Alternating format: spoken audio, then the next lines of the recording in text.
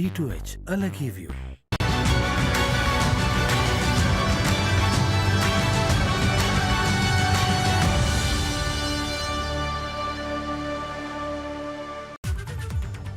Break के बाद स्वागत है आपका। जम्मू कश्मीर के गांदरबल में 23 दिसंबर को हुए ग्रेनेड हमले में अलीगढ़ के थाना गोंडा इलाके के गांव का रहने वाला सीआरपीएफ में तैनात जवान घायल हो गया था, लेकिन आज वो शहीद हो गए। जवान नेत्रपाल आईसीयू में भर्ती थे। अब जवान का पार्थिव शरीर अलीगढ़ पहुंचने पर राजकीय सम्मान के साथ उनका अंतिम संस्कार किया जाएगा। सीएम योगी ने उनके परिवार को सहायता की घोषणा भी की।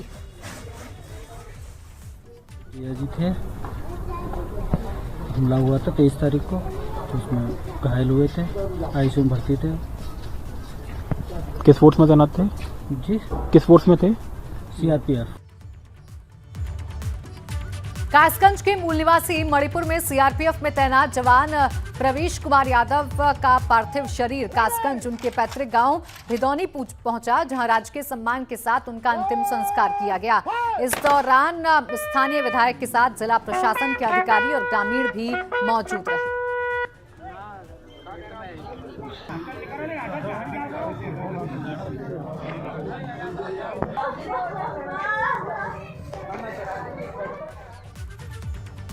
और अब खबर गोंडा से, जहां बेमौसम नदी में जलस्तर बढ़ने लगा है। बहराइच बॉर्डर के पास बने साइफन नहर का पानी करीब एक हफ्ते से टेढ़ी नदी में छोड़ा जा रहा है, जिससे लगभग 20 किलोमीटर के इलाके में जिन किसानों के खेत नदी के किनारे थे, जलमग्न होना शुरू हो गए हैं। किसानों का कहना है कि नहर से कभी कोई फायदा नहीं हुआ, बल्कि नुकसान हो रहा है।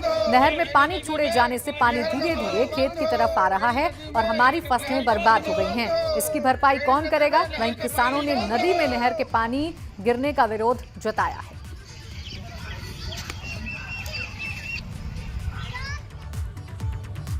ललितपुर में सजनम बांध की बाई नहर के फटने से 35 से 40 एकड़ में खड़ी मटर की फसल पानी में डूब गई। इससे कई किसानों को लाखों रुपयों का नुकसान होने का अनुमान जताया जा रहा है। इस मामले में सिंचाई विभाग के अफसरों की लापरवाही उजागर हो रही है। मामला पाली तहसील के कलोथरा गांव में सजनाम बांध के बाई नहर का है।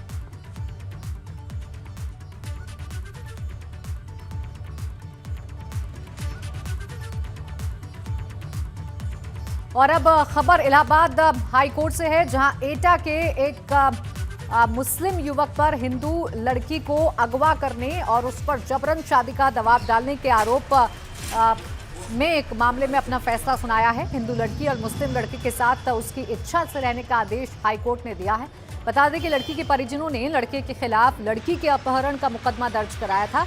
यही नहीं, हाईकोर्ट ने लड़की और लड़के के प्रयागराज छोड़ने की अवधि तक एसपी प्रयागराज को दोनों की सुरक्षा मुहैया कराने के निर्देश भी दिए थे।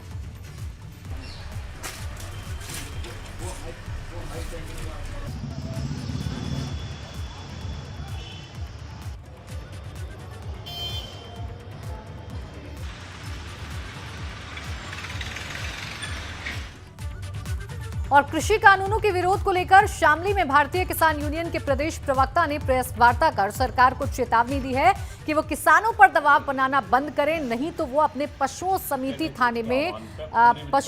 थाने में धरने पर बैठ जाएंगे और उनके इस कदम के जिम्मेदार सरकार और जिले के तमाम अधिकारी होंगे। किसान यूनियन की प्रवक्ता का कहना है कि वो शांतिपूर्वक तरीके से अपना धरना प्रदर्शन कर रहे थे, लेकिन सरकार उन्हें ऐसा करने पर मजबूर कर देगी अगर उन्होंने किसानों का उत्पीड़न बंद नहीं किया तो।